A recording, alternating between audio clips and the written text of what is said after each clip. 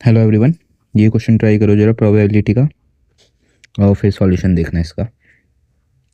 Question है, 3 friends A B C wrote a test, only one qualified. The chances of A, B and C getting qualified is 1/6, 1/10 and 1/2 respectively. Find the probability that B did not qualify. Okay. देखो, probability आसान है अगर तुम्हें percentage और ratio इन दोनों chapter में अच्छे से पकड़ है, ठीक है, क्योंकि ये वही चीज़ है, सेम परसेंटेज और रेशो ही है ये, बस लैंग्वेज अलग है थोड़ी सी। कैसे लैंग्वेज अलग है देखो, ये क्या बोल रहा है, सी के पास होने की प्रोबेबिलिटी क्या है 1/2। 1/2 मतलब 50%। 50% चांस है वो पास हो जाएगा, तो 50% चांस है वो फेल हो जाएगा।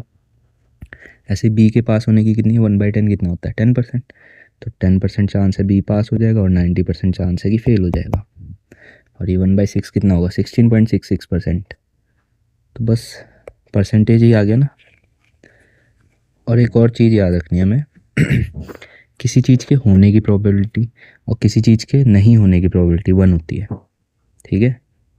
जैसे अगर बी के पास होने की प्रोबेबिलिटी 60% है तो फेल होने की कितनी हो जाएगी 40, मतलब कि होने की प्रोबेबिलिटी और ना होने की प्रोबेबिलिटी का सम हमेशा 1 रहता है हर केस में, हमेशा। कुछ भी करके देख लो, क्योंकि देखो 60-40 कितना होगा 100%, परसेंट हटाऊंगा तो नीचे 100 1। प्रूफ कर देता हूँ क्वेश्चन से ही इसको मैं। जैसे ये कह रहा है सी के पास होने की प्रोबेबिलिटी है 1/2, तो फेल होने की कितनी होगी, दो में से एक बार पास हो रहा है तो एक बार फेल हो जाएगा, 1/2 कितना हो जाएगा 1। बी के पास होने की है 1/10, तो फेल होने की हो जाएगी 10 में से एक बार पास हो रहा है ना, 9 बार फेल होगा, ये भी 1 हो जाएगा। तो होने की और ना होने की 1 ही रहती है हमेशा। बस इस कॉन्सेप्ट से क्वेश्चन बहुत आसान हो जाएगा।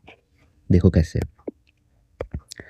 वो कह रहा है कि बी को फेल करवाना है हमें, हम पास करवा देंगे बी को। उससे क्या होगा, बी के जो पास होने की प्रोबेबिलिटी है प्लस बी के फेल होने की प्रोबेबिलिटी इज इक्वल टू 1 हो जाएगी, ठीक है। तो हम इसमें से एक भी निकाल लें तो हम दूसरे की आराम से निकाल लेंगे वैल्यू। तो अगर देखो, वो कह रहा है कि कोई एक ही पास हो सकता है टेस्ट में, टेस्ट तो तीनों देंगे पर इस क्वेश्चन के अकॉर्डिंग ओनली 1 क्वालिफाइड, तो हम बी को ही पास करवा देते हैं और बाकी दोनों को फेल करवा देते हैं। तो ए को अगर फेल करवाना है तो पास होने की 1/6 है, तो फेल होने की 5/6 मल्टीप्लाई, बी को तो पास ही करवाना है और पास होने की प्रोबेबिलिटी 1/10 है, 1/10।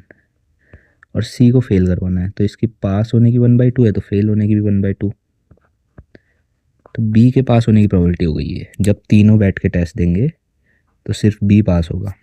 क्या है, 6×10=60, 120/5 इज इक्वल टू 24। अब मैंने क्या बताया था, बी के पास होने की प्रोबेबिलिटी प्लस बी के फेल होने की प्रोबेबिलिटी इज इक्वल टू 1। पास होने की हमने निकाल ली, क्या है 1/24 है ये, पास होने की 1/24 और फेल होने की हमें निकालनी है बी फेल, तो निकाल नहीं सकते आराम से। बी के फेल होने की प्रोबेबिलिटी हो जाएगी 1 - 1/24, ये इस साइड आ जाएगा ना, तो 24 एलसीएम लेंगे तो 24 - 1 23/24, बी के फेल होने की प्रोबेबिलिटी आ गई, यही पूछी है। बी को हमने पास करा दिया, वरना बी बुरा मान जाता है ना। चलो ठीक है, फिर आई होप समझ आया होगा, नेक्स्ट वीडियो में मिलते हैं।